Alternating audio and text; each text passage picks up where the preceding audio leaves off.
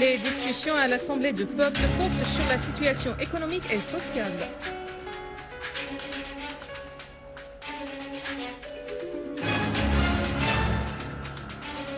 Le réseau Al-Qaïda revendique les attentats terroristes d'hier à Bagdad et Al-Maliki condamne les appels à la haine.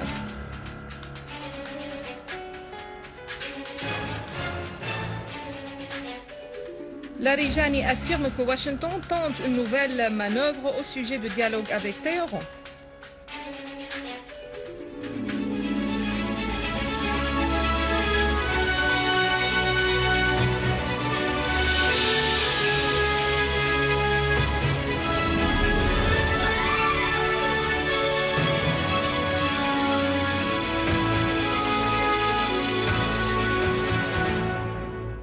Mesdames et messieurs, bon après-midi et merci d'être avec nous.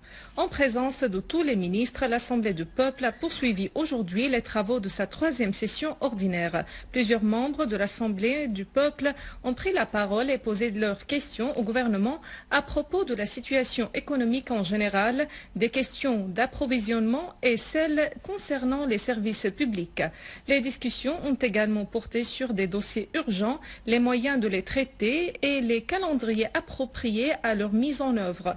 Les membres ont également estimé que l'action nationale relève de la responsabilité de toute la société et exige la coopération entre les différentes composantes de la société et les autorités, affirmant la nécessité que les membres du gouvernement possèdent des visions sérieuses de l'avenir loin de la routine.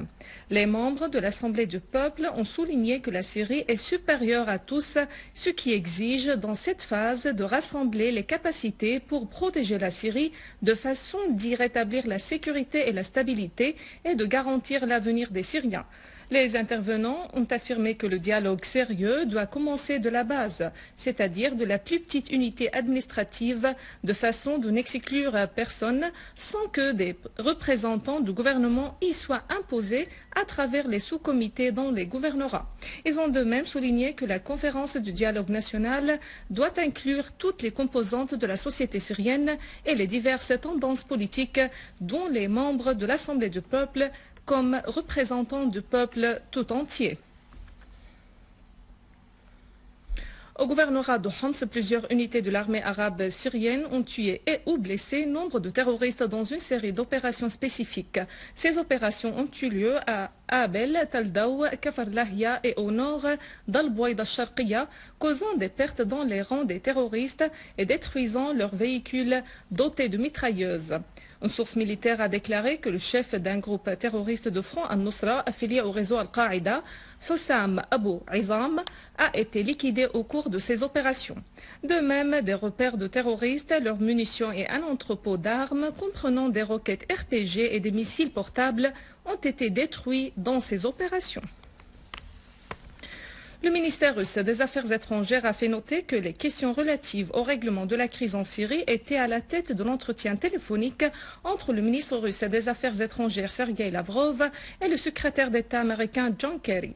Le ministère russe des Affaires étrangères a indiqué dans un communiqué que Lavrov avait examiné avec son homologue américain le règlement de la crise en Syrie, dans le contexte de l'arrêt de la violence par toutes les parties et de l'amorce du dialogue entre le gouvernement et l'opposition syrienne. Le ministère russe des cas d'urgence a annoncé qu'il est prêt à envoyer en Syrie 2 avions chargés de matériel d'assistance humanitaire pesant 44 tonnes. La porte-parole du ministère russe des cas d'urgence, Irina Rossios, a déclaré que les 2 avions pourraient repatrier des citoyens russes résidant en Syrie au cas où ils désiraient regagner leur pays.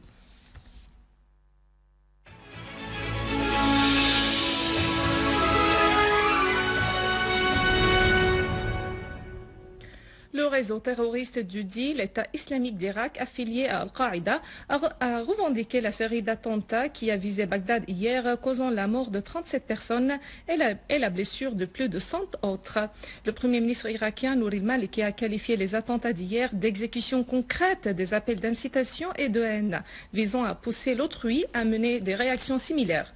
Al-Maliki a indiqué que ces attentats dévoilent la nature de plans tracés aux Irakiens et à leur sécurité et à à l'avenir de leur fraternité et de leur cohabitation pacifique. Al-Maliki a d'ailleurs appelé les Irakiens à serrer les rangs face à ces dangers. En Égypte, des dizaines de manifestants ont été asphyxiés au cours des affrontements entre les forces de sécurité égyptiennes et les manifestants dans la ville de Mahalla al-Kubra, dans le gouvernorat d'Al-Gharbiya. Et dans le cadre de ce qui ressemble au désaccord des alliés, des informations au sein du parti salafiste An-Nour ont fait savoir que Bassam al-Zarqa, dirigeant au sein du parti, annoncera sa démission aujourd'hui de la commission des conseillers de président Mohamed Morsi en réaction au limogeage de Khaled Alam-Din, conseiller de l'ex-président égyptien Mohamed Hosni Moubarak pour les affaires de l'environnement.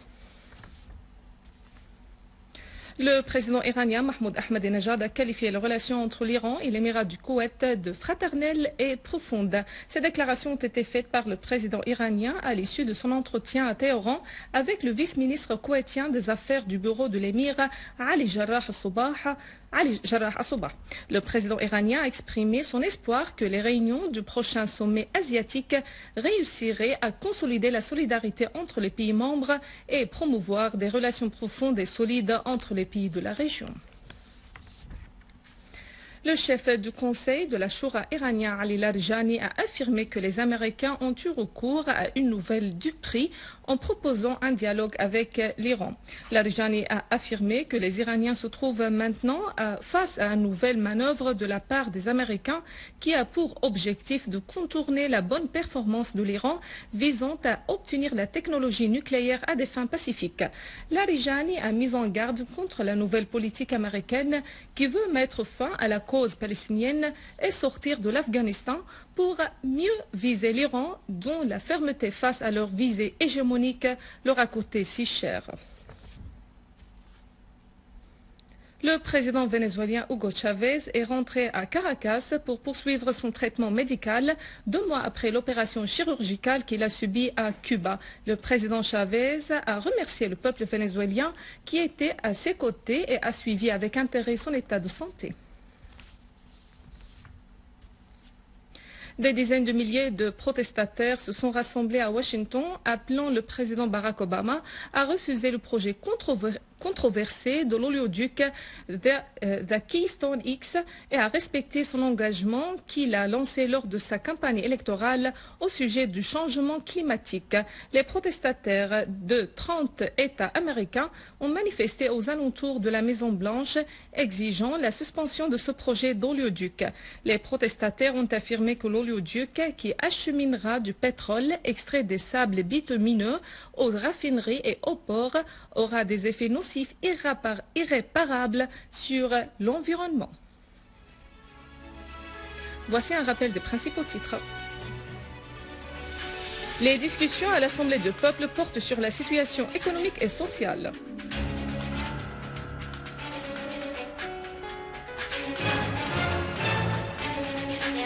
Le réseau Al-Qaïda revendique les attentats terroristes d'hier à Bagdad et Al-Maliki condamne les appels à la haine.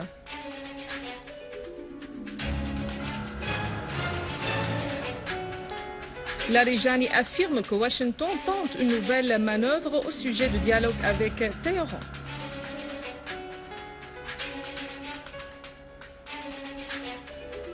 Mesdames et messieurs, c'est la fin de notre édition. Pour la revoir, visitez notre site web syriaonline.sy. Merci à vous, merci à toute l'équipe. Au revoir.